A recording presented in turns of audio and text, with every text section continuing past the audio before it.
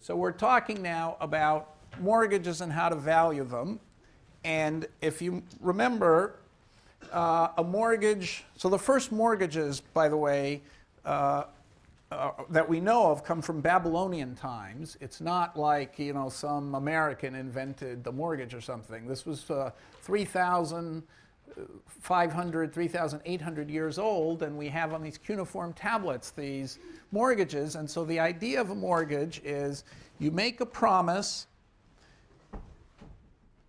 you back your promise with collateral. So if you don't keep the promise, they can take your house. And there's some way of getting out of the promise, because everybody knows that you might, the collateral, you might want to leave the home, and then you have to have some way of dissolving the promise, because the promise involves many payments over time. So it's making a promise, backing it with collateral, and finding a way to dissolve the promise at prearranged terms in case you want to end it by prepaying. And that prepaying is called the refinancing option. And because there's a refinancing option, it makes the mortgage a much more complicated thing and a much more interesting thing, and something that, for example, a hedge fund could imagine that it could make money trading. So I just want to give you a slight indication of how that could happen. So as we said, if you have a typical mortgage, you know, say the mortgage rate is 8%. Maybe there's a different answer than I did. Okay, so here we have an 8% mortgage with a 6% interest rate to begin with. Okay, now if it's an 8% mortgage, the guy's going to have to pay much more than 8% a year, because a mortgage, remember, they're level payments. We're talking about fixed rate mortgages. You pay the same amount every single year for 30 years. Now you're really paying monthly, and I've ignored the monthly business because it's just too many months. And there's 360 of them. So I'm thinking of it as an annual payment. You have to pay, of course, more than $8 a year, because if you're paying, if the mortgage rate were 8% and you had a balloon payment on the end, you'd pay 888, 108. That's the way they used to work, but they were changed. You know, so you could imagine the old-fashioned mortgage would pay 88888, 108. If you didn't pay your 8 somewhere along the line, they'd confiscate your whole house. And then take what was owed out of it, and you could get out of it by paying 100. The new mortgage is, instead of paying 8 every year for 30 years, you pay 8.8 every year for 30 years, because if you discount payments of 8.8 forever for 30 years at 8%, you get 100. So the present value is 100 at the agreed upon discounting rate or mortgage rate, 8%. And so you see how important this discount rate is. And the remaining balance, however, is more, it goes down, because every time you're paying more than the 8% interest. You're paying, in the first year, 8.8 instead of 8, and so that gap of 0.88 is used to reduce the balance from 100 to 99.117. And so you see the balance is going down over time and making the lender safer and safer, because the same house is backing it. So it's called an amortizing mortgage. Now, why is it difficult to value? Because you have the option anytime you want, and there's a good reason for that option. Anytime you want, you have the option of getting out of the mortgage and just saying, okay, I've paid 3 payments of 8.88. I don't want to do it anymore. I want to pay off 97.13, and then let's call it quits. And they say, okay, and there's nothing they can do about it. Now, when are you going to exercise that option? You're going to exercise that option either because you have to move, that's the intention of it, or you'll exercise it when it's most advantageous to you. Now, why could it become advantageous to exercise it? Well, you don't really want to exercise the option. And this is the way most people think of it backwards. They think, oh, the interest rates are going down. That means I'll get a new mortgage with a lower interest rate.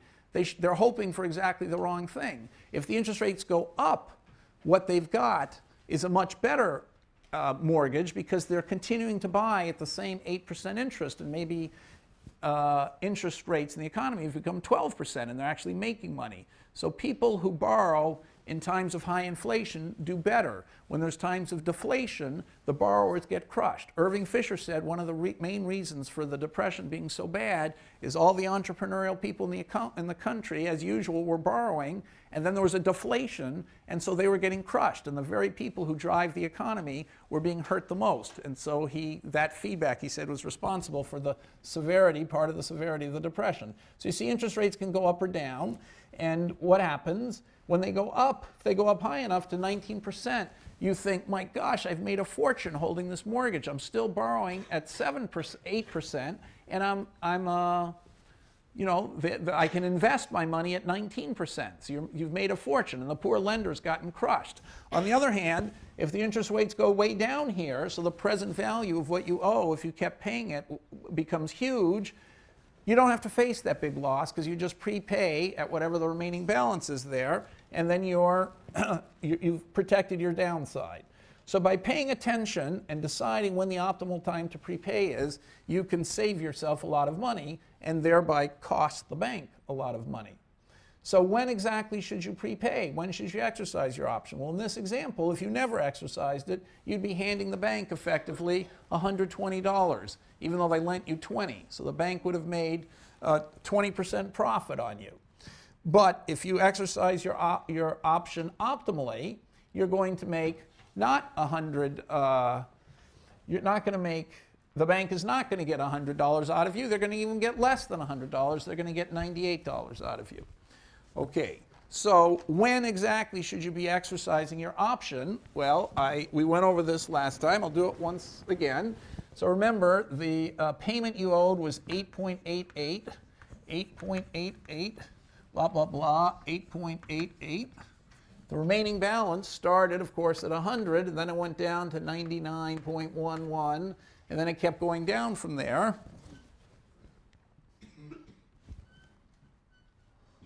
Okay, so since I can't remember the numbers, let's just call this B1, the remaining balance, which happened to be, it was 99.11 the first time. Let's call this B1, and then I went to B2, B3, etc., and then B30 was equal to 0. No remaining balance after that. Okay, so we said, what should you do? I'm going to do the calculation now a little bit differently. I said, after every payment of 8.88, you could always say to yourself, do I want to continue or do I want to pay my option?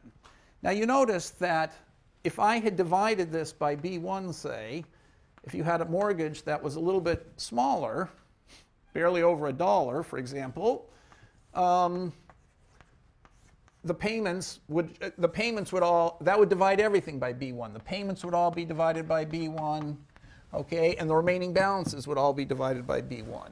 So I could always scale this thing up or down. There's nothing fancy about 100. Nothing important about 100. If the original coupon, the original loan was for 200, you just double all your payments and double all your remaining balances. What could be more obvious than that? So I want to think in those terms of a mortgage that always has $1 left. So suppose at any stage you had $1 left in your mortgage. What would your remaining balance was 1.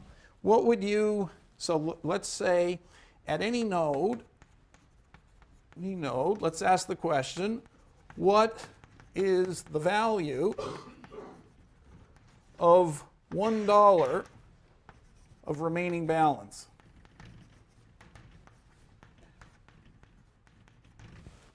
Okay, so if you start at 100 and you haven't prepaid, here you've got B2. Of course, whatever the value of that is, you divide it by B2, that's the value of $1. So I'm just going to figure out the value of $1 of remaining balance. And I'm going to call that W, let's say, or I'll call that W, okay, of some node S. So where am I? I'm in some node. I'm in some node in this interest rate tree, right? Here's our interest rate tree, and I'm anywhere, just here. And I'm doing backward induction, so for all successor nodes, I figured out what $1 of remaining balances. And let's say it's in period 1, 2, 3, 4, 5. So I'm in period 5, B5. Okay, so what is the remaining balance at this node, which I call S? So it's some node right there of, oh no, I've lost it, so WS is going to be what? It's going to be the minimum of 1. You could just pay it if you wanted to, or you could wait 1 over 1 plus RS, okay, and then what would you have to do? You would have to make your payment. Well, what's your payment? The payment is this 8.88, but divided by B5,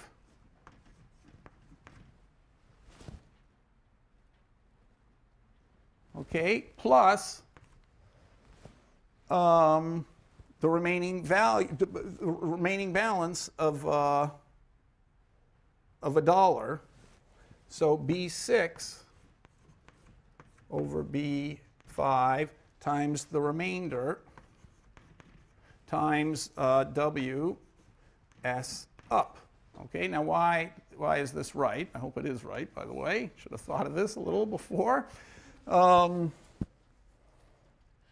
Okay, well, typically, so I've just taken so this is the remainder of $1 left. Okay, so if I divide by B5 here, I'm not going to have a remaining balance of B6. I'm going to have a remaining balance of B6 over B5. So if I started with $1 of remaining balance, okay, then I know that the next period I'm going to have B6 over B5 of remaining balance left. Doesn't sound too convincing, by the way.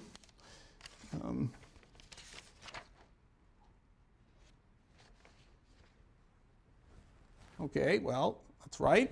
And that happens with probability of half. And then with the other probability of half, plus, I make the payment, but I go down instead of up. And so I have B6 over B5, but I have WS down. And that's also times a half. Okay, so either I pay off my remaining dollar, or I end up with this many dollars. You know, assuming I had a $1 of remaining balance, okay, I'm either going to pay it off, the remaining balance, or I'm going to have this much left next period, and $1 of remaining balance is going to be that. Okay, so that's it. So I know now, by working this forwards, I can always tell, backwards, I can tell what $1 at the beginning is worth. And so it's exactly the same calculation I did before, except I'm talking about $1. I'm always figuring out $1 of remaining balance instead of the whole thing. Present value of callable with the, okay, so here's present value of $1 of principal. And so remember, the present value of a callable mortgage was 98.8. Here, the present value of $1, figuring it out that way, is 0.98. Obviously, it's divided by 100. But the key is that now you can see, just by looking at it, where the ones are is where the guy decided to prepay. Okay, so it's the same thing as before, but you see before you couldn't tell very easily from the numbers. When I did the 100, sorry, I didn't quite make it. Before, when I did the present value with the 100, all these numbers were 98s and 97s. I mean, where is he prepaid? It's hard to tell where the prepayment is. If I do it all in terms of $1 of remaining balance, then just by looking at the screen, I can tell where the guy prepaid, okay, because there are ones there. So I know where he's prepaid. Wherever the ones are, that means he's prepaid. So I can tell very easily what he did. All right, that's the only purpose of doing this somewhat, the same calculation, the somewhat trickier way. So if you think about it a second, you see I've just divided by, I've always reduced things to if you had $1 left. All right, so this tells us what to do, when the guy should prepay and when he shouldn't prepay. So if you're now in the world looking at what's happening, you can find the historical record of how people have prepaid. So let's just look at the historical record, for example. Here, if you can see this, this is blown up as big as it goes. Okay, so this is what you might see as the historical record of percentage prepayments annualized from 86 to 99, say. Okay, so you notice that they're very low here, and then they get to be very high, and then they get low again, and then they get high again. So why do you think that happened? So what is this? This is prepayments for a particular mortgage, 8%. You take all the people in the country who started in 1986 with 8% mortgages. There's a huge crowd of those because that was about what the mortgage rate was that year. So a huge collection of people got these mortgages in 86, and you keep track of what percentage of them prepaid really every month, but you write the annualized rate, and then this is the record. So why do you think it changed so dramatically like that? What's the explanation? What? Okay, it looks like the stock market, but I assure you the stock market had almost nothing to do with it. Why would prepayments be so low and then be so high, then be low, then be high? What do you think was happening? Interest rate changes. Interest rate. We just did that. We just solved that. That was the whole point of what we were doing. So you tell me, what do you think happened in 93? This is September 93. I don't know if you can read that. What do you think was going on then? Interest rates got low. Interest rates got low. Exactly. So you may not remember this because you were barely born. In the early 90s, there was a recession, and then the government cut the interest rates. In the 90s, the early 90s, there was a recession, and the government kept cutting interest rates further and further and further. There was this huge decline in interest rates through the early 90s. And so what happened? All these people who in 86, who had these 8% mortgages, the new interest rates were lower, and so they all prepaid. You got this shocking amount of prepayment. Okay, so this graph, which seems sort of surprising and looks like the stock market, turns out to have nothing to do with the stock market. It has to do with where the interest rates are. Well, do you think interest rates explain everything? No. What else could you notice about the escape? Okay, what else could you notice? What else do you think that, what else have we learned here by doing these calculations? Okay, well, what we've learned so far is that if the people are, if the interest rates in the economy are at 6%, that's where they started. Remember, we said they started at 6%. There was 16% volatility, which is, here I had 20% volatility. Okay, it doesn't matter. Anyway, that's a plausible amount of volatility, a little high. But, okay, that volatility, the mortgage rate of 8% is not going to give a value of 100. It's going to cheat the bank. If the homeowners are acting rationally, the bank could get 120 if the people weren't acting rationally. They were just never exercising their option. If they're exercising their option optimally, the thing was only worth 8%. Now, I told you at that time the interest rate should have been around 7.5%, not 8%, given these 6% interest rate in the economy. The mortgage rate should be 7.5%. So we deduced last time that obviously not everybody's acting optimally. Well, you can tell that looking at this diagram. How do you know that not everybody's acting optimally? Remember, these are 86 mortgages, so everybody's taking them out at the same time, within a few months of each other, the same 8% mortgage. How can you tell from this graph that they're not exercising their option optimally? It's completely obvious. Why? Just looking at it for 1 second, you can say, oh, these people can't be exercising their option optimally. Why is that? Yes? They should be exercising all at the same time if they were acting rationally. Okay, so as he says, we've just done the calculation with those ones and zeros. I told you when the right time to exercise the option is. So everybody's got the same circumstance. Every single person, if all they're trying to do is minimize the present value of their payments, they should all be prepaying at the same time.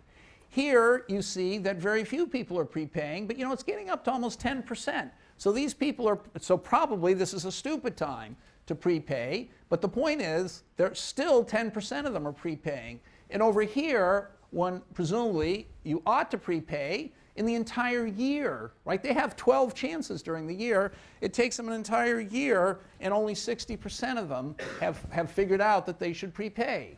Okay? So they're not acting optimally. So that, just from that graph, that would tell you, and you have further evidence of that.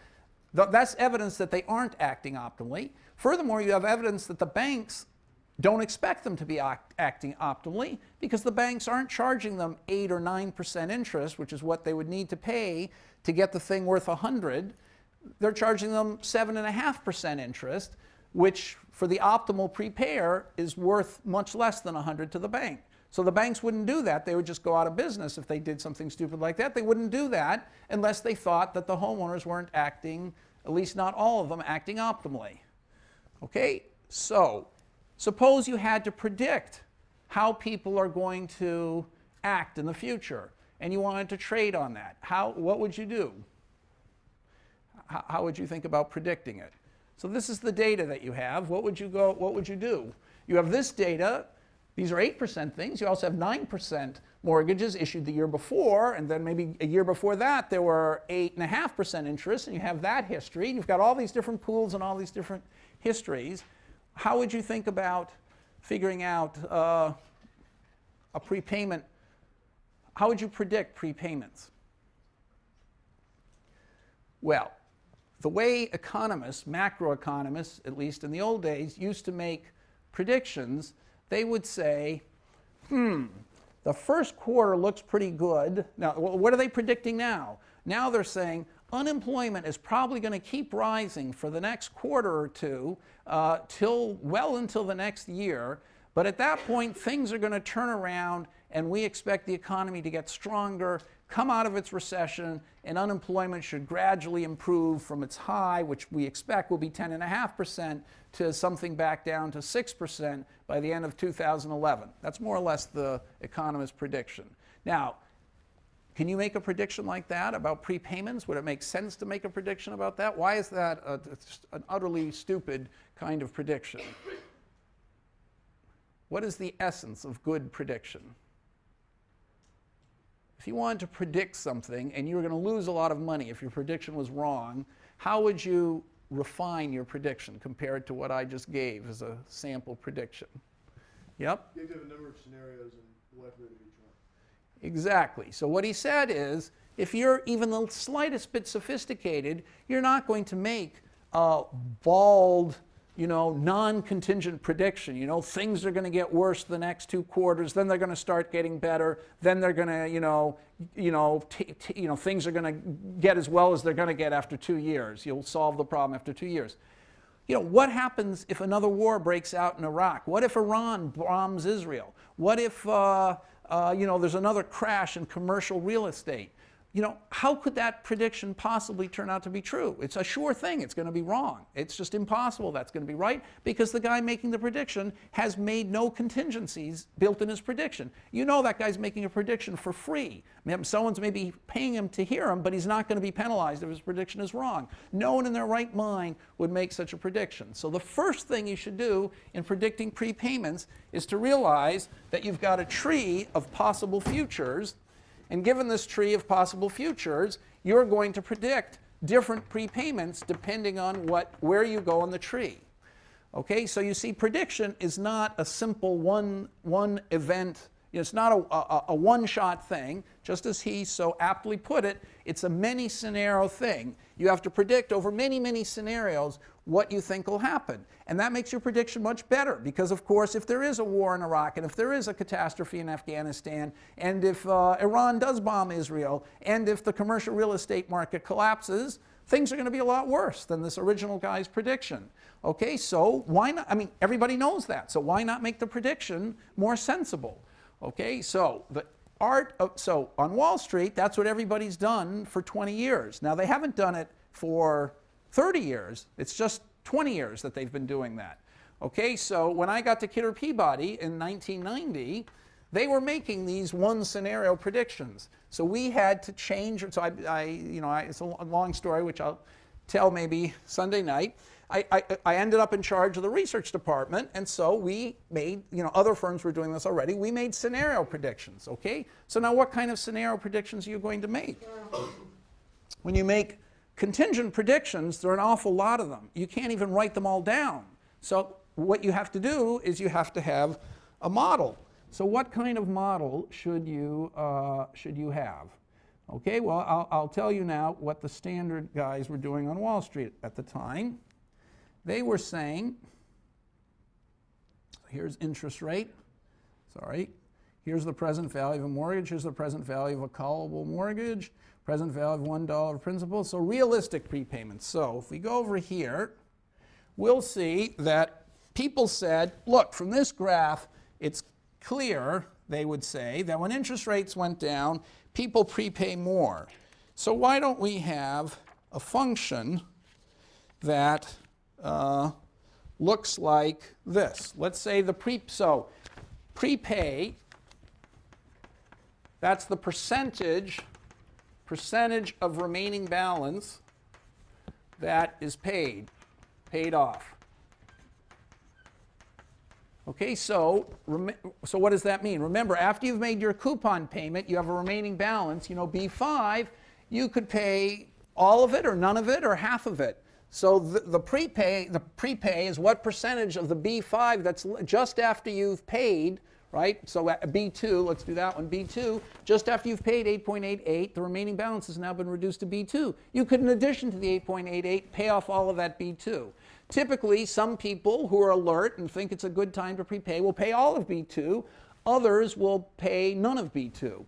So if you aggregate over the whole collection of people, the prepay percentage is out of the sums of all their B2s, what percentage of them are going to pay off. So we look at the aggregate prepayment, that's the old-fashioned way, and we say what percentage of the remaining balance is paid off. And typically, so that you'd make a function like this. You'd say, well, prepay might equal 10%. Why am I picking 10%? So if you go back to this picture, you see that prepayments were you know, seem to be around 10% when nothing's happening. Okay, so you say 10% plus, maybe you're going to get some more prepayments. Okay, so you might write, well, I just wrote down a function, plus the min, say, of 0.60, because it never seems to get over 60%. If you look at that, you see it never gets over 60%, really. So the min of 60 and 15 times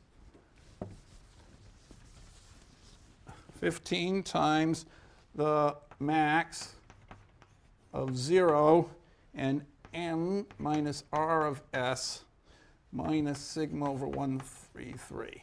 Okay, that would be a kind of prepayment function. So what does this say? It says you pay, it says, okay, what happens? You're normally going to pay, so this is this whole function here.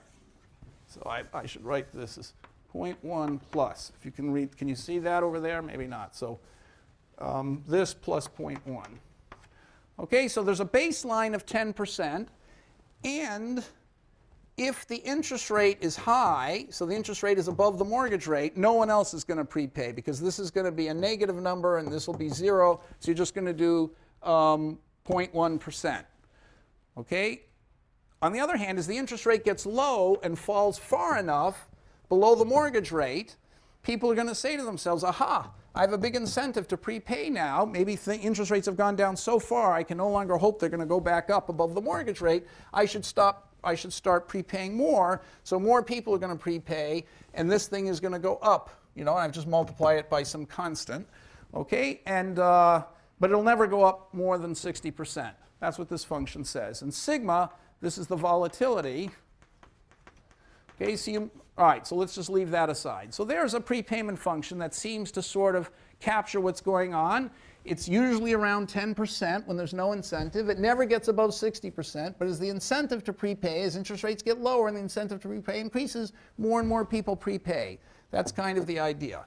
All right, and then you would fit fancier curves than that. You would look at m minus RT, and you would fit a curve, you know, that looks like this. So if there's just a little bit of incentive to prepay, the rates are a little bit lower than the mortgage rate, nobody does it, then quickly a lot of people do it, and then they stop doing it. So this is like 60%, and you know, most of the time you're around 10%. And you know, you try and fit this curve, and you have millions of parameters, and since you have so much data, you could fit parameters. Okay, that was the old-fashioned way, and that's how people would predict prepayments. Now, that's not going to turn out to be such a great way, but it certainly teaches you something.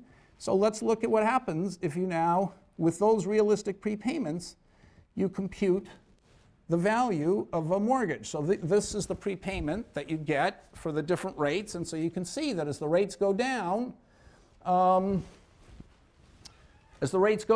total prepayment is going up. And by the way, it's more than 60% because you've got this 10% added to the 60%. So the most it could be is 70%, which it hits over here. So you get 70% as the maximum prepayments. And you know, as interest rates get higher, no one prepays except the 10% of guys. Now, by the way, why are people prepaying over here, even when the rates are so high? It's because some people are moving, or they're getting divorced and they have to sell their house.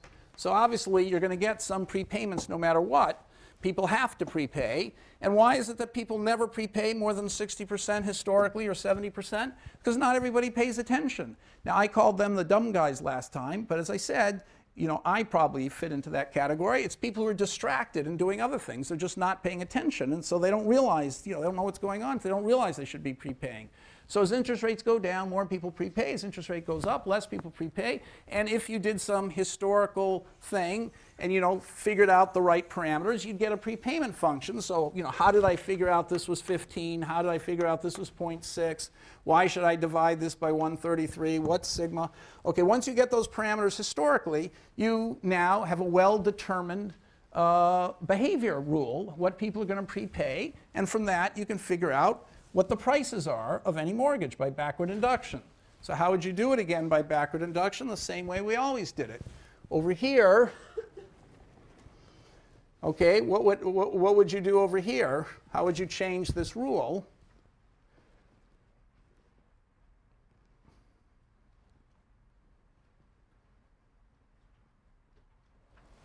Well, you would just be feeding in the prepayment function. Okay, so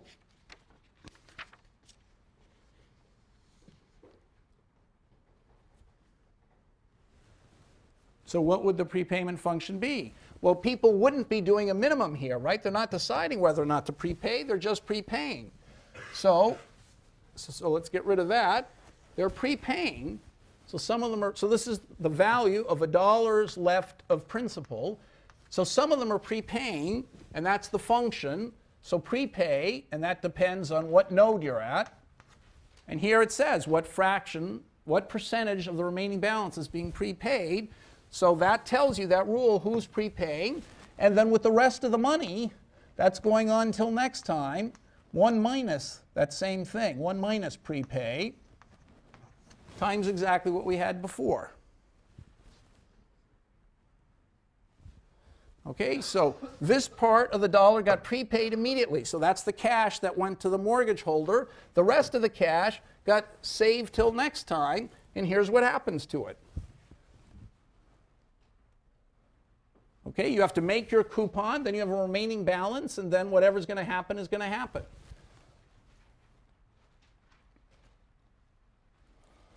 Okay, so that's the, okay, so doing that by, so you'll study this and you'll figure out, I'm sure with, you know, it takes a little bit of effort to see that through, but with half an hour staring at it, you'll understand how this works, and you'll read it in a spreadsheet, so you can figure out the value of a mortgage. Okay, so that's you know, you'd get a value of a mortgage, okay? And now we could start doing experiments by changing the parameters and see how the mortgage works. Now, before I do that, I want to say that there's a better way to do this, okay? I mean, maybe these numbers are estimated where interest rates didn't. What's a better way of doing it? So how did I do it at Ellington? How did we, I mean, at Kidder Peabody, how did we predict prepayments? What's another way of looking at prepayments and why you could? So let me tell you something that's missing. Suppose that I used to ask people who wanted to work at Kidder Peabody or Ellington the following little simple puzzle, and most of the genius mathematicians always got this answer wrong. Of course, we hired them anyway, but they'd always get this wrong. So the question is, suppose you've got a group of people like this, okay, and you figure out what the value of the mortgage is. And interest rates have been constant all this time. Let's suppose for 1 month interest rates shoot up, shoot down, interest rates collapse, and half the pool, 60% of the pool disappears. So now you've only got 40% of the people left you have before, and then interest rates return to exactly where they were to begin with. Okay, should the pool that's left be worth 40% of the pool that you had just here, or more than 40% or less than 40%? So remember, you had 100 people here. You're the bank who's lent them the money. You're valuing the mortgage payments they're going to make to you. You're getting a certain amount of money from them. 60% of them suddenly disappeared in 1 month, leaving 40 left. But now interest rates are back exactly where they were before. Is the value of the mortgage starting here with the 40% pool worth 40% of what it was originally, more than 40% or less than 40%? What do you think? Yes? More than 40% because those people don't understand interest rates and therefore they're not Exactly. So that's an incredibly important point. It's called the opposite of adverse selection. Every one of these events is selecting the people left, not adversely, not perversely, what's the opposite of adversely? Favorably to you. So the guys who are left are all losers, but that's who you want to deal with. You don't want to trade with the geniuses. You want to trade with the guys not paying any attention. So the guys left are the people who are never going to prepay or hardly ever going to prepay, and so it's much better. Now this function doesn't capture that at all, right? It doesn't say anything. It just says your prepayments depending on where you are. So, whether you were here or here, you're going to get the same prepayment. But we know that that's not going to be the case. In fact, it's clear that over here, there must have been a much bigger incentive than there was over there. So the prepayments are the same, but actually interest rates here were vastly lower than interest rates there. Okay, so this is not such a good function. So how would you improve, what would you do to take into account this adverse selection, or actually proverse selection? What is the opposite of adverse? Okay, well, okay, so what would you think to do? Your whole livelihood depends on it. There are millions, trillions of dollars at stake here. You've got to model prepayments correctly. So how would you think of doing this? Just giving you some sense of what a hedge fund does or what anyone in this market would have to do. Well, most of them did this. Of course, they got, okay, so what would you do? Yeah. Buy up old mortgages because the market is probably underestimating their value. Well, you would buy it up when? Right after. Right here you'd buy it up, right there. Okay, but what model would you use to predict prepayments? Not this one. So what would you do? How would you imagine doing it? You'd imagine making a model just like your intuition. So what does that mean doing?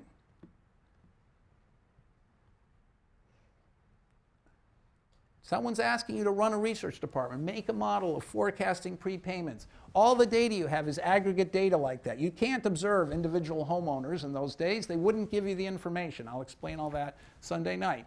So this is the kind of data you have. What the whole group of people is doing every year. But what would you do to build a model? Adverse selection is very important, or proverse selection. It's embarrassing, I don't remember the word. Favorable selection, very important thing. So how would you capture that in your model? Yep. Would you split it into two groups and then model it separately? Okay, so maybe another thing you could do, and that is going to start. What if you, instead of having this function that says what the aggregate's going to do, all the data is aggregate, so all you can do is test against aggregate data. But suppose you said, okay, the world, all we can see is the aggregate. But the people really acting are individuals acting, not the aggregate. It's the sum of individual activities.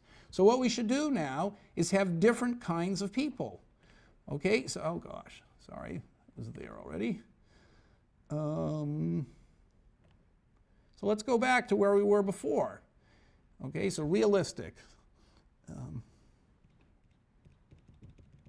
Okay, what you ought to do is you ought to say, well, 8%. Okay, remember we had two kinds of people already. We've already got two kinds of people, sorry.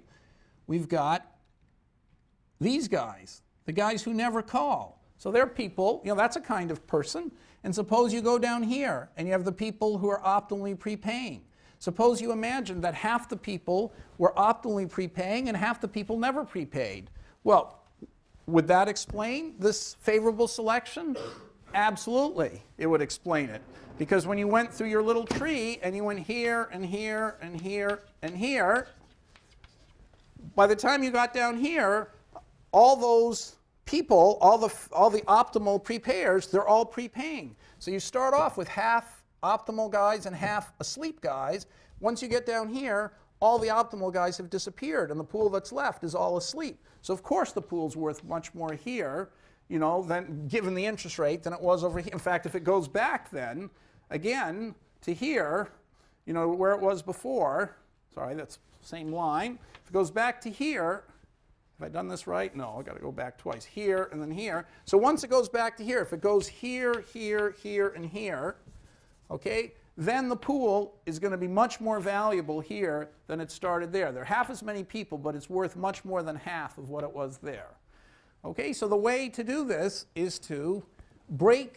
So then you're looking at the individuals. You're saying one class of people is very smart, the other class of people is, one class of people is very alert, it's a much better word. One class of people is very alert, one class of people is very unalert, and as you go through the tree, the alert people are going to disappear faster than the non-alert people, and that's why you're going to have a favorable selection of people who's left in the pool. Okay, well, of course, there's no extremes of perfectly rational or perfectly asleep in the economy. So what you can do is you can make people in between. You can have people who, how do you make them in between? Well, suppose that, for example, I only did one thing. Suppose it's costly to prepay. Some people just say to themselves, I'm going to have to take a whole day off of work. I'm not going to write my paper. I might lose some business that I was going to do that day. Whole bunch of stuff I'm losing. So unless I think, I'm going to subtract that. I'm not going to prepay, not going to even think about doing it unless I can get at least a certain benefit from having done it. Okay, so you can add a cost of prepaying, and people aren't going to prepay unless the gain that they have by prepaying exceeds the cost of doing the prepayment. So to take the simplest case, let's suppose the very act of, never mind the thinking and all that, the very act of prepaying, going to the bank, literally costs you money. So if you have a value, if the thing is 100 and you can prepay, if you do your calculations and don't prepay today, it's worth 98, and if you prepay today, the remaining balance is 94, you're saving $4, but if the cost of prepayment is 5, you're still not going to do it. So you get a guy with a high cost of prepaying, an infinite cost of prepaying, he's going to look like he's totally unalert. A guy with zero cost of paying is going to look like he's totally alert. Okay, so you can have gradations of rationality, and you can have different dimensions. So you can have cost of prepaying, and you can have alertness. What's the percentage of time you're actually paying attention that month? What fraction of the months do you actually pay attention? And you can have a distribution of people, different costs and different alertnesses. Okay, so that's the model that I built. That's a simplified form of it. Gives you an idea. Okay, so here's this burnout effect that I showed, that if you take the same coupons, but an older one rather than an older one that's burned out will always prepay slower. So the pink one is always less than the blue one because it went through an opportunity to prepay. Okay, so here you start with a pool of guys on the right. Okay, on the right, and then after a while, after time has gone down, a lot of them have prepaid, and you get so here's alertness and cost. But after time, so you describe a person by what his cost of prepaying is and how alert he is. The more alert he is and the lower the cost of prepaying, the closer to rational he is. The less alert he is, the higher the cost of prepaying, the closer to the totally dumb guy he is. And so you could have, a whole normally distributed distribution of people, and over time, those groups are going to be reduced because a lot of them are prepaying, but they won't be reduced symmetrically. The low-cost, high-alertness guys are going to disappear much faster, and the pool's going to get more and more favorable to you.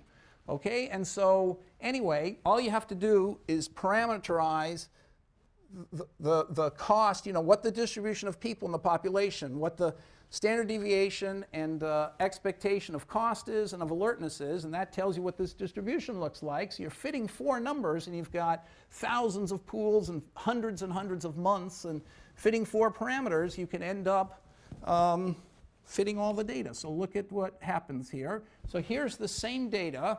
So I just tell you, I know that in the population, given what I've calculated in the 90s there, I know what fraction of the people have this cost and that alertness, what fraction of the people are so close to, dumb that their costs are astronomical and their alertness is tiny, what fraction of the people have almost no cost and a very high alertness, So I'm only estimating 4 parameters because I'm assuming it's normally distributed. Giving that fixed pool of people, I apply that to the beginning of every single mortgage, and I just crank out what would those guys do. In the tree, if they knew what the volatilities were, when would they decide to prepay? And then I have to follow a scenario out in the future, and I say, well, along this path, which guy would prepay and which guy wouldn't prepay, and what would the total prepayments look along that path. And so this has generated the pink line from the model with no knowledge of the world, except I fit those parameters, and look how close it is to what actually happened.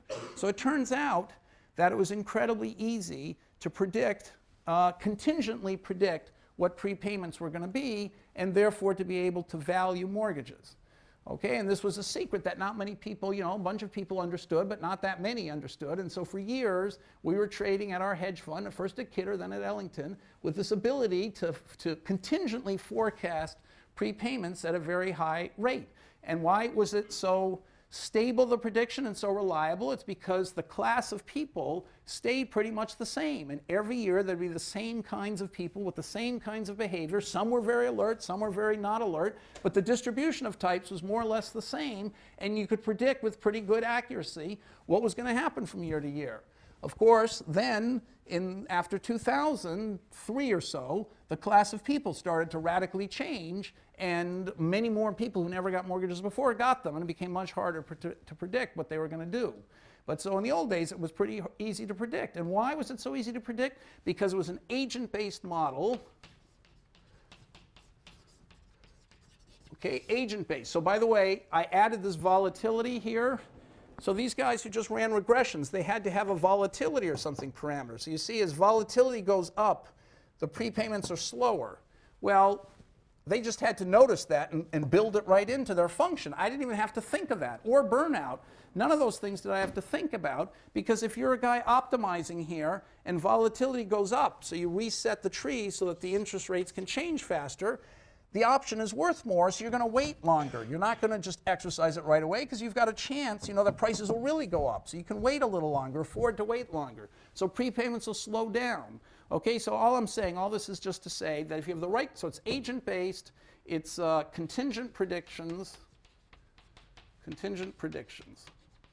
Okay, those two things together enable you to make quite reliable predictions about the future if you're in a stable environment. And so what seems like a bewildering amount of stuff turns out to be pretty easy to explain. Okay, so now what happens? Okay, so do you have any questions here, or should I? Yes? You said you assume that those two parameters are normally distributed. Did you still have to come up with some sort of variance? Some sort of what? Variance? I had to figure out what the mean and the variance is. So how do I know? So there's mean and variance of cost and mean and variance of alertness to get that distribution, right? So how do I know what the population? So let me just put the picture up again. Okay, here. So who are the hyper-rational guys? They're the people with the really high alertness up there and the really low cost. So they're the guys back there. They're the they're the hyper, or maybe it was the guys in one of these corners with very high alertness and very low cost. I forgot which way the scale works.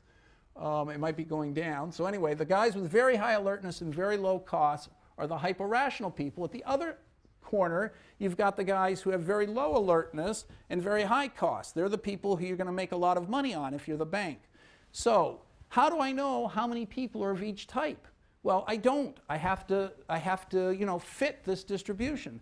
But you see, I have so much data. I've got this kind of curve I've got for every starting year, for the whole history, and there are so many different interest rates and so many different, I'm applying that same population at the beginning of every single curve and then seeing what happens to my prediction versus what really happened. And so I can always, I've got thousands and thousands and thousands of data points and only 4 parameters to fit. So I picked the 4 parameters to fit the data as much as possible. If I assumed everybody was perfectly alert, if instead of that curve that I showed you, I put a huge crowd here of perfectly rational people, then I would have found that I would have gotten prepayments, at 100% up there and at 0 all the way over here. And so it wouldn't have fit that curve.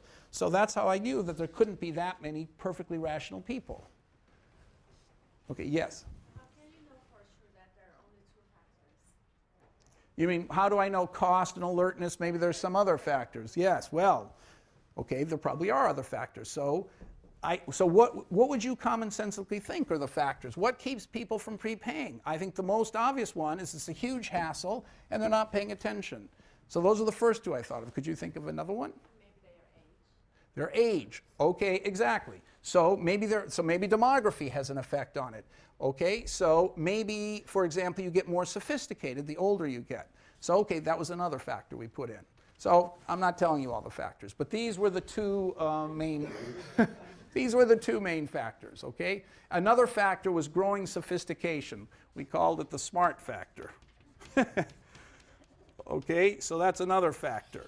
Okay, so over time you get more sophisticated. So okay. So anyway, the point is with a few of these factors, you got a pretty good fit, and it was pretty reliable, and you could predict what was going to happen contingently. Okay, and so now, if you want to trade mortgages, what are some of the interesting things that happen? Okay, well, okay, the first interesting thing to notice is that what do you think happens as the interest rate goes down? Okay, so the first thing to notice is, all right, so I'll just make ask you two questions. Let's go on the other side. I'm running out of room. Suppose that you have the mortgage value, you know, what you get in the tree, right? So in this tree that we've built, you know, here's the tree. It's going like that. And at every node, we're predicting, you know, for each class of people, we're predicting where his ones are. So that class is prepaying. The other class is not as smart, so they're not prepaying here. But maybe when things get really low, they'll start prepaying here. So each class of people, each cost alertness type has its own tree. They're the same tree, but its own behavior on the tree. And then I add them all together. Okay, so what happens with the starting interest rate? So here we had 0.06, and this value was, you know, 98 or something, right? Now suppose the interest rate went down to 0.05.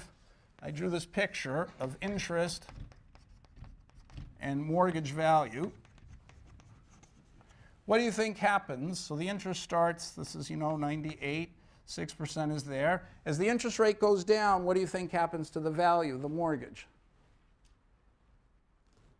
If you're a bank and you've fixed the mortgage rate is 8%, okay, that's a fixed mortgage rate.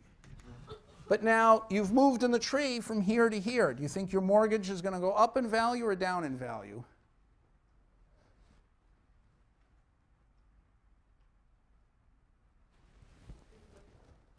It's going to go up because the interest rates are lower and the present value of the payments is getting higher. Okay, so if the interest rate goes down, the mortgage is going to go up like that, typically. Okay, but will it keep going up like this and this? If it were a bond, it would go up like that, right? A bond, you know, a one-year bond, which owed 1 over 1 plus r, you know, would keep going up and up, the value. If r got negative, say, it would go up, and, you know, so as r got negative, it would go way up like that. So does the mortgage keep going up like that? As the interest rate goes down, is the value of the mortgage going to get higher and higher and higher? Suppose the guy's optimal. What's going to happen? This is 100 here. What'll happen? Yep. He's going to eventually figure out that he should prepay. Like, you know, so it'll go like this. If he's perfectly optimal, he'll never let it go above 100. So it's going to go something like this. As the interest rate gets higher, you get crushed. And as the interest rate gets lower, you don't get the full upside because he's prepaying, you know, at 100. He's never letting it go above 100. Right? So if he's not so optimal, maybe your value will go up, but not, you know, not so astronomically high. So this idea that the mortgage curve, instead of being like this, goes like that, this is what was called negative convexity. Okay, now the next thing to know is suppose that the thing is, the guys are partly irrational, so it's going above 100. Okay, so it's starting to go like this. Then what do you think? As the interest rate gets really low, what's going to happen? All right, you just said it. So if the guy was rational, perfectly rational, it would go like that. He'd never let it go above 100. But now suppose guys are not totally rational. What's going to happen is they're going to sort of, as rates get a little bit low, they're going to overlook the fact that they should prepay. So now it's advantageous to you. Things are worth more than 100. But if rates get incredibly low, even the dumbest guy, the highest cost guy, is going to realize he has an advantage to prepay, and so things are going to go back down like that. So the value is going to be quite complicated. So this is the mortgage value as a function of interest rates. Just common sense will tell you this, that okay, in a typical bond, as the interest rate gets lower, the present value gets higher.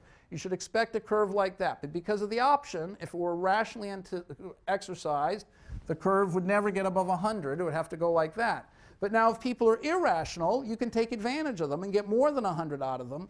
But if the situation gets so favorable to you, it becomes blindingly obvious eventually to them that they're getting screwed, and eventually they act and bring it all the way back to 100 again. So this value of the mortgage looks like that. So that's a very tricky thing. I'll even write, very tricky. Okay, so if you don't know what you're doing, you could easily get yourself hurt holding mortgages. Okay, you could suddenly find yourself losing money holding mortgages. So that's my next subject here. I want to talk about hedging. Okay, so we know something now about valuing mortgages. Now I want to talk about hedging and what hedge funds do and what everyone on Wall Street should be doing, okay, which is hedging. And okay, so if you hold a mortgage, you're going to hold it because maybe you can lend 100 to a bunch of people, but actually get a value that's more than 100. So it looks like you're here. But if interest rates change a little bit, suddenly this huge value you thought you had might collapse back down to 100. Or the interest rates might go up and it might collapse to way below 100. So you look like you're well off, but there are scenarios where you could lose money, and you want to protect yourself against that. So how do you go about doing it? What does hedging mean? And I want to put it in the context, the old context of the World Series, okay, which we started with before. So it's easier to understand there, and so many of you will have thought about this before, so you'll be able to answer it. But if I put it in the mortgage context, it would seem just too difficult. I don't know why I did that. So the World Series, I'm going to lower it in a second. So suppose that the Yankees have a 60% chance, I said beating the Dodgers, I thought the Dodgers would be in the World Series, 60% chance of winning any game against the Phillies in the World Series. And you are a bookie, and your fellow bookies all understand that it's 60%. So some naive Philly fan comes to you and says, I want to bet $100 that the Phillies win the World Series. Okay, should you take the bet or not? Yes, you should take the bet, because 60% of the time you're going to win $100. Yes, you should take the bet. If you bet on one game, you would make, with 60% probability, you'd win 100. And with 40% probability, you'd lose 100. So that means on average, your expectation is equal to 20. So if he's willing to bet $100 on the Phillies winning the first game of the series with you, you know that your expected chance of winning is $20. You're expecting to win $20 from the guy. Now suppose he's willing to make the same bet, $100 for the entire series. What's your chance of winning? I mean, what's your expected profit from him? Is it less than 20, 20, or more than 20? More than 20. Okay, it's going to turn out to be, so a 7-game series, it's going to turn out to be 42, which we're going to figure out in a second. Okay, but what's your risk? What's your risk? If it's one game, in either case, you might lose $100. The Phillies, they're probably going to lose, but there's a chance something goes crazy and some unknown guy hits 5 home runs in the first 4 games or something, and some other unknown guy hits another 4 home runs, and you lose the World Series. You could lose $100, and maybe the guy's not betting $100, but $100,000 or $100 million. You know you've got a favorable bet, but you don't want to run the risk of losing, even though there's not that high a chance you're going to lose. What can you do about it? Okay, so well, you know that there's these other bookies out there who every game are willing to bet at odds 60-40 either direction on the Phillies or the Yankees because they just all know, they're just like you. You all know that the odds are 60% for the Yankees winning every game. So suppose this naive guy, the Phillies fan, comes up to you and bets $100 on the World Series that the Phillies will win. You don't want to run the risk of losing $100. You know there are these other bookies who are willing to take bets a game at a time, 60-40 odds. What should you be doing? What would you do?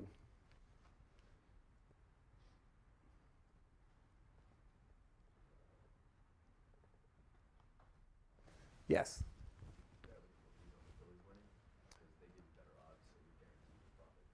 So what would you do? So this guy's come to you, and you're not going to be able to give the... We're going to find out exactly what you should do in 1 second, but let's just see how far you can get by reason without calculation. So, okay, this guy's come to you and said, I'm betting $100 on the Phillies winning the World Series. This is the night before the first game. Every bookie's standing by ready to take bets at 30 to 20 odds. What would you do? Bet what? Yeah, how much? You'd bet the whole $100. But would you bet the whole $100 on the first game? The guys only bet $100 on the whole series. Okay, so this is not so obvious what to do, right? But he's got exactly the right idea. You can hedge your bet by betting on the... okay, you can hedge your bet. Okay, so here we are. Shouldn't have put that down. Oh, don't tell me I turned it off. That would just kill me. God, I meant to hit mute. I think I hit off. Okay, so, oh, how dumb. Okay, so you would bet on the, well, while that warms up, I can see it. All right, so what happens is you'll have a tree which looks like this, and like this, like this and like this.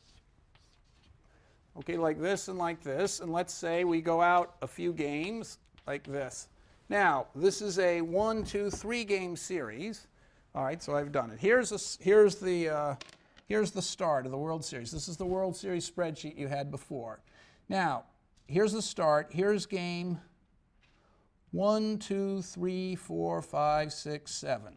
So if you win if the Yankees win the series, they get $100.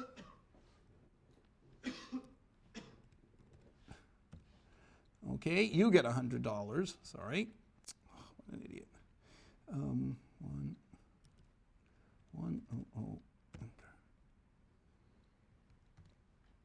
Okay, so every time you end up above the start, win more than you lose, you get $100. On the other hand, if you lose more than you win, you lose $100. Okay, and so control copy here is losing $100. Okay, so now this tree, you remember from doing it before, is just by backward induction. If you look at this thing up there, it says you get, 60%, I think was the number we figured out over here. So, right, so 60% is the probability the Yankees win any game. And so if you figure, you take any node, like, this one, you're always taking 60% of the value at the up here plus 40% of the value here. Okay, so if you do that, you find out that the value to you is $42, just what we said. So let's put that in the middle of the screen. Okay, the value is $42. Okay, now if the Yankees win the first game, you're in much better shape. So winning the first game means you moved up to this node here. All of a sudden, you went from $42 to $64. Okay, and if the Yankees lost the first game, you would have gone down to that value, which is like $9. Okay, your expected winnings when the Yankees are down a game, they're still a better team. So actually, it's more likely, even after losing the first game, that the Yankees would still win the series. But you've lost, so you see the risk that you're running, and you can calculate this. So what should you do in the very first game? This tells you that your expected winnings is 42. Of course, 0.6 times 64, that's 38.4, plus 0.4 times 9 is 3.6. That is $42. Okay, so that's 42 because it's the average of this and this. And 64 is the average of 0.6 of this and 0.4 of that. Okay, so what should you do? Well, on average, you're going to make $42. What's the essence of hedging? You want to guarantee that you make $42 no matter what happens. No matter who wins the series, you want to end up with $42 extra dollars, assuming the interest rate is 0 from the beginning to the end of the series. So how can you arrange that? What can you do?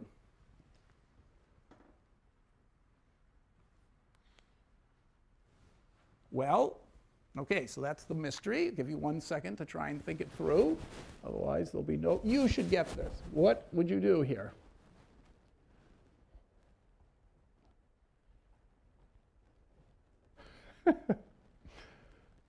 Are there no baseball bookies in the... Yep. I feel like we've done something like this before, like with our hedge funds. Can you put something else aside that you view at a percentage rate that you think you can trust, and then you trust the rest of it to whatever the real probabilities are? Well, you can bet with another bookie at 60 to 40 odds. If the Yankees win the first game, you're just doing great. In fact, if the Yankees lose the first game, you're looking to be in a little bit of trouble. So the point is, you're not going to get the payoffs till the very end, either plus 100 or minus 100. But already by the first game, you're either doing better than you were before or worse than you were before. You're already, in effect, suffering some risk at the very beginning. So this is one of the great ideas of finance. You shouldn't hedge the final outcome. You should hedge next day's outcome. If you were marking to market, that's what you'd have to do. Marking to market, you'd have to say, my position now, my bet is worth $64. If the Yankees lost the first game, the bet would be worth $9. So what does it mean to protect yourself? Not just protect yourself against what's happening at the end. That's really what you want to do. But in order to do that, you should protect yourself every day against what could happen. So every day you should end up with 42 here and 42 there. Because after all, that's what you're trying to lock in. No matter who wins the first game, you should still say, I'm $42 ahead because I got myself in this position. So how could you do that? Well, let's bet at 3 to 2 odds, right? 60-40 is 3 to 2 odds. Let's make a bet with another bookie at 22 and 33 here. So 22, put it in the wrong place. This is the 33. And this is 22, but plus 33 and minus 22. So what are you doing here? Notice that this is 2 times 11, this is 3 times 11. This is 60-40 odds. I'm betting on the Phillies. If the Phillies win one game, I collect $33. That's what I should do. That he said, go to the bookie across the street and bet on one game, not the whole series, bet on one game with that bookie across the street, $33 versus $22. Let's say you can only bet one game at a time with the other bookies. Actually, maybe you were saying all along, bet on the whole series. But let's say you could only bet one game at a time with the other bookies. You'd bet $33 on the Phillies in the first game. That naive Philly fan has put up $100 on the series. You're, in the first game, going to put $33. You've taken his bet. So you're hoping the Yankees win. But that's bad, to be in a position where you have to hope. You don't want to do that.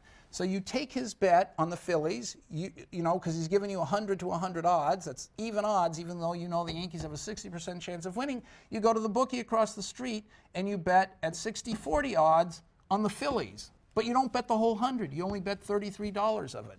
So if you win, you get $33. If you lose, you only have to pay the guy $22. So what's going to happen? After the first day, this position is going to be worth 42, and this position is also going to be worth 42, exactly where you started. So because a win in the first game is going to put you so far ahead in your bet with the first naive Philly bettor, and a loss in the first game is going to put you so far behind, you hedge that possibility by going 33-22 in favor of the Phillies. You take a big bet on the Yankees, and then you make a smaller bet on the Phillies that cancels out part of the big bet on the Yankees. But you've made the two at different odds, and so on net, you're still going to be $42 ahead. Okay, so that's, let's just pause for a second and see if you got that. So by doing this, you can't possibly lose any money. And now you're going to repeat this bet down here and here. Okay, so in the next, you see where do things go next? Here you're down $8. Okay, if you lost again, you'd be down $32. Now things would really be bad. After the Yankees lost 2 games in a row, your bet with your original bet would look terrible. Okay, but things aren't so bad because you've been betting. You bet on the Phillies here. You already made $33. Okay, so how much money do you think you should be betting on the Phillies down here? Okay, well, you want to lock in $42 at every node no matter what happens. This $42, by making the right offsetting bet, you can keep $42 everywhere here until the very end. And so no matter what happened, you can always end up with $42. Okay, that's the essence of hedging. So let's just say it again what the idea is. Okay, it's a great idea, and we don't have time to go through all the details. But the great idea is this. You've made some gigantic bet with somebody. Why do you bet with anybody? Because you think you know more than they do. The whole essence of trading and finance is you think you understand the world better than somebody else. So understand it means you think something's going to turn out one way that the other guy doesn't really know is going to happen. So you're making a bet on whether you're right or wrong. Okay, so just because you think when you say you don't know for sure. You just have a better idea than he does. So you want to use your idea without running the risk. So how can you do it? If your idea is really correct, okay, there may be a way so that you can eliminate the luck. So here, if you really know the odds are 60-40, your class of bookies knows the odds are 60-40, and some other guys who doesn't know thinks the odds are 50-50 and is willing to bet against you, you can lock in your $42 for sure. You don't just take a bet and hope you win. You can take a bet and then hedge it to lock in your profit for sure, step by step. And that's what we have to explain, how that dynamic hedging works. So I have to stop, unfortunately. So Sunday, we're going to do the class about mortgages.